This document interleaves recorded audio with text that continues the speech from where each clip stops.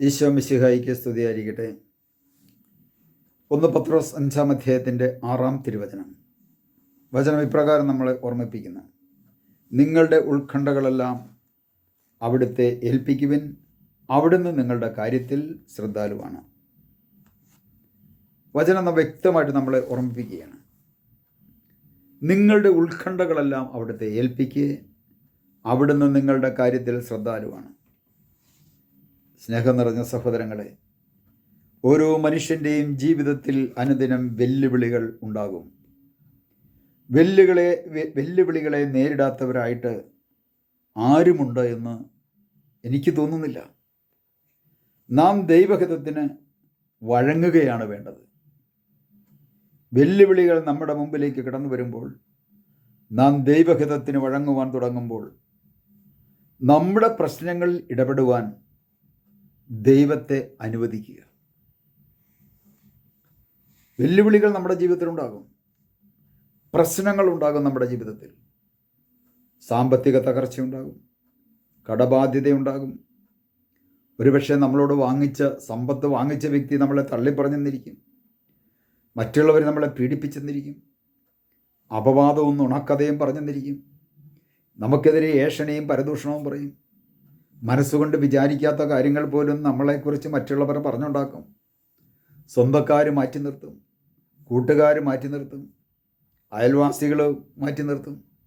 എല്ലാവരാലും നാം ഓരോരുത്തരും രക്ഷിക്കപ്പെടും. എല്ലാവരാലും രക്ഷിക്കപ്പെടും. ഒറ്റപ്പെട്ട അനുഭവങ്ങളുണ്ടാകും.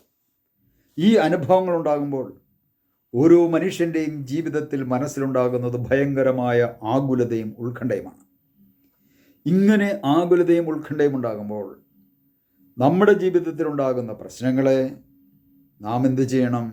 ദൈവ തിരുമുൻപിലേക്ക് കൊടുക്കണം, സമർപ്പിക്കണം. ആ കർത്താവിന് ഞാൻ വിട്ടുകൊടുക്കുമ്പോൾ, അതുകൊണ്ടാണ് നിങ്ങളുടെ ഉത്കണ്ഠകളെല്ലാം, നാളെ ഞാൻ എങ്ങനെ ജീവിക്കും, നാളെ ആസ്പത്രിയിൽ നിന്ന് എങ്ങനെ ഇറങ്ങിപ്പോരും, പണമില്ല, സാമ്പത്തികമായിട്ട് ആരുമില്ല, സഹായിക്കാനായിട്ട് ആരുമില്ല,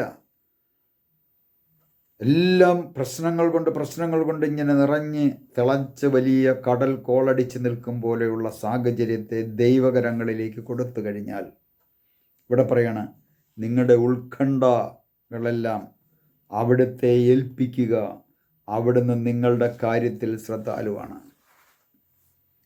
അവിടുന്ന് നിങ്ങളുടെ കാര്യത്തിൽ ശ്രദ്ധാലുവാണ്.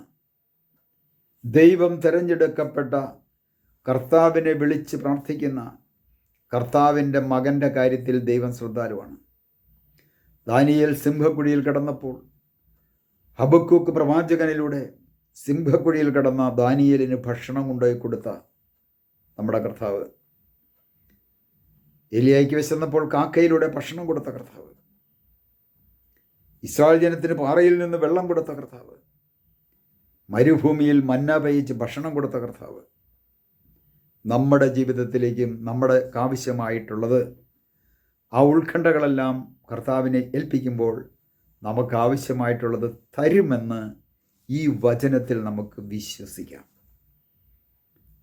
ഈ വചനം നമ്മുടെ ഹൃദയത്തിൽ സ്വീകരിച്ചുകൊണ്ട്, ആ വചനത്തിൽ ധ്യാനിച്ചുകൊണ്ട്, ആ വചനത്തിൽ വിശ്വസിച്ചുകൊണ്ട് ഞാൻ ദൈവത്തെ മഹത്വപ്പെടുത്തുവാൻ തുടങ്ങുമ്പോൾ എൻ്റെ ജീവിതത്തിലേക്ക് അവിടുത്തെ അനുഗ്രഹം കവിഞ്ഞൊഴുകും. നമുക്ക് പ്രാർത്ഥിക്കാം. കർത്താവേ, നിങ്ങളുടെ ഉത്കണ്ഠകളെല്ലാം അവിടുത്തെ ഏൽപ്പിക്കുവിൻ എന്നരുളി ചെയ്ത കർത്താവേ, അനുദിന ജീവിതത്തിലുണ്ടാകുന്ന എല്ലാ ഉത്കണ്ഠകളും അങ്ങേ ഏൽപ്പിച്ചുകൊണ്ട് അങ്ങേക്ക് സാക്ഷ്യം വഹിക്കുവാനുള്ള കൃപയും അനുഗ്രഹവും അവിടുത്തെ പരിശുദ്ധാത്മാവിലൂടെ ഞങ്ങൾക്ക് ഓരോരുത്തർക്കും നൽകി അനുഗ്രഹിക്കണമേ. പിതാവിൻ്റെയും പുത്രൻ്റെയും പരിശുദ്ധാത്മാവിൻ്റെയും നാമത്തിൽ ആമേൻ.